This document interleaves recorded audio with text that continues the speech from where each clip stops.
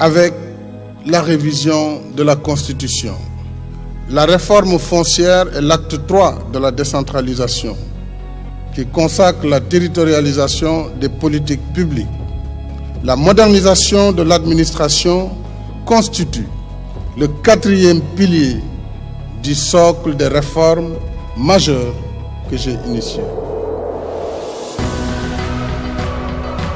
On dit avec raison que l'administration est le point culminant, pour ne pas dire le point cardinal, de toutes les politiques de développement. Bienvenue dans les sphères ministérielles de Diamniadio. Ici, nous allons découvrir un des premiers joyaux qui sera la concrétisation tant attendue d'une nouvelle administration au service des usagers. Voici le projet Sferex. Ils seront érigés 3 immeubles R+6 avec sous-sol, avec une capacité d'accueil de 8000 agents pour 54 000 m² de surface de bureau.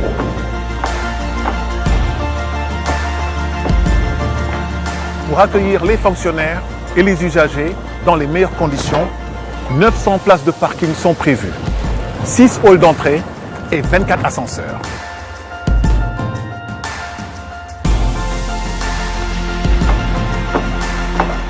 Le renouveau du service public est un des axes majeurs des réformes structurelles entreprises par le président de la République. Une réforme qui doit impacter tout le spectre public à travers les missions du service public, l'organisation des services, mais également les procédures, la gestion des ressources humaines, mais surtout le cadre de travail des agents de l'État que sont les bâtiments administratifs. Pour accompagner cette réforme, le président de la République a fait l'option de construire des sphères ministérielles à Diamniadio. Et c'est à la fois un choix d'investissement ambitieux et audacieux, c'est aussi une stratégie innovante d'amélioration de la qualité du service rendu aux usagers, mais c'est aussi et surtout une approche intégrée qui combine à la fois la mutualisation des services, la performance professionnelle des agents, mais également la qualité et le bien-être des agents qui doivent rendre ce service-là. L'administration doit être au service des usagers par sa proximité, sa simplicité, sa disponibilité, sa célérité, la lisibilité et l'efficacité de son action.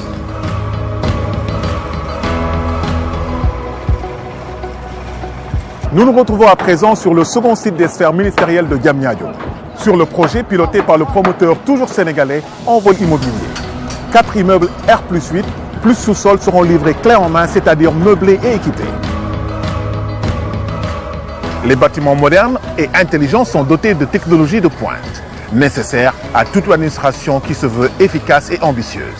La gestion de l'énergie est aussi au cœur de ce projet avec la mise sur pied d'un poste transformateur de 600 kVA par immeuble, 4 groupes électrogènes de 500 kVA, d'un réseau d'onduleurs de 10 à 15 kVA, d'une centrale solaire de 4 x 120 kVA, soit une économie d'environ 150 millions de francs CFA par an par rapport à la consommation d'énergie. Bravo, Monsieur le Président de la République du Sénégal, Monsieur Macky Sall, pour votre vision. Et qui dit sphère ministérielle dit bien évidemment Diamniadio. En phase avec la politique active d'aménagement des territoires, les sphères vont donc activement participer à la diversification des activités et contribueront à l'attractivité du pôle de développement de Diamniadio. La ville de Diamniadio, c'est sur 1644 hectares. C'est 350 000 habitants qui sont attendus. Elle est structurée en 4 arrondissements. Chaque arrondissement va recevoir 10 000 logements. Chaque arrondissement aussi est structuré suivant le principe de la mixité fonctionnelle où la fonction travail est articulée avec la fonction logement. La fonction administrative, qui est la 5e fonction, est distribuée dans les différents arrondissements à travers des sphères ministérielles. Nous sommes ici dans la sphère ministérielle du 1er arrondissement et dans les 3 autres arrondissements, il est prévu d'autres sphères ministérielles. L'idée, c'est de rapprocher les populations, les entreprises de l'intérieur du pays des services administratifs. Diamniadio va recevoir beaucoup de fonctionnaires. Ces fonctionnaires, il sera mis aussi à leur disposition des logements. Parce que à Diamniadio seront construits 40 000 logements, dont les 15 000 seront réalisés dans la phase d'émergence 2014-2019. Les fonctionnaires aussi qui vont travailler dans ces ministères pourraient avoir à proximité les services dont ils auront besoin en matière de santé, en matière d'éducation. Dans Diamniadio, il y aura beaucoup d'équipements sportifs et de loisirs.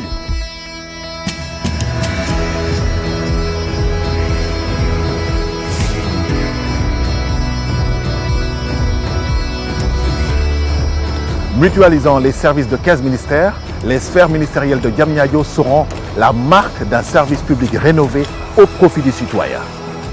Je peux déjà annoncer que sur le site de Gétron, nous aurons 2 immeubles R+8 avec sous-sol, avec entre autres 1700 m² de parking, 8 ascenseurs, dont 4 panoramiques. Il est prévu également une zone mixte avec plusieurs communautés et services à proximité et près de 350 logements sur un objectif provisoire de plus de 30 000 logements. Les sphères ministérielles de Diamniadio, tout d'abord, c'est une grande ambition du chef de l'État. La grande ambition, elle commence par changer de paradigme, avoir une politique immobilière de l'État. Depuis l'indépendance, on n'a jamais eu une politique de l'immobilier public. Donc depuis 2012, le président de la République nous a demandé à réfléchir sur une solution pour faire en sorte que l'État paye moins de loyers. Et sur cette base, on a commencé un programme de recensement du patrimoine. Qu'est-ce qui appartient à l'État? On a analysé les chiffres du patrimoine bâti, pourquoi on paye autant. En 2012, la facture locative de l'État était de 16,5 milliards. Et sur cette base, on a réfléchi à faire de sorte que l'État devienne plus propriétaire que locataire. Parce qu'il est aberrant qu'un État soit le premier propriétaire dans une zone et en soit en même temps le premier locataire.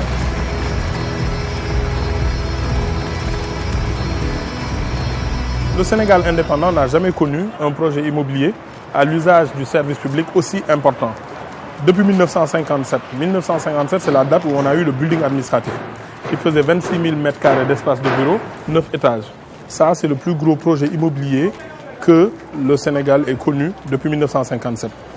Les sphères ministérielles de Diamniadio, en une seule fois, le président Macky Sall va donner à l'administration sénégalaise 5 fois plus de surface.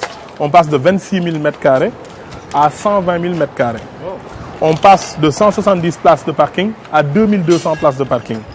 On passe de 455 pièces à 5500 pièces. Dès la livraison des sphères ministérielles de Diamniadio, l'État va opérer une économie annuelle de 6,5 milliards sur les engagements locatifs. Et figurez-vous que le développement durable n'est pas oublié. Je vous donne l'exemple du site développé par Envol Immobilier. La facture de consommation d'énergie va connaître une économie de 150 millions par an. Les ascenseurs ont une particularité dans leur mode de consommation et cela est valable sur les autres projets, que ce soit sur celui de Sferex comme celui de Gétron. Au-delà de ça aussi, la politique immobilière de l'État, ce sont les régions. Dans chaque région, il y a un gouverneur et des services déconcentrés de l'État. Ça coûte à peu près, leur logement coûte environ 2,5 milliards par an au patrimoine bâti. Donc après Diamniadio, nous allons nous attaquer à ce qu'on va appeler des buildings administratifs régionaux. Il y a 33 agences des Nations Unies qui sont logées par l'État du Sénégal en vertu d'accords de siège. Donc le président de la République nous a demandé d'ériger un village des Nations Unies qui va permettre à l'État du Sénégal d'accentuer son positionnement stratégique dans le concert des nations, d'être une grande puissance diplomatique, comme vous le savez, mais aussi de participer à la mixité fonctionnelle de Diamniadio en permettant à des institutions internationales de venir s'installer à Diamniadio. Et ça, c'est le patrimoine bâti qui est en train de l'étudier.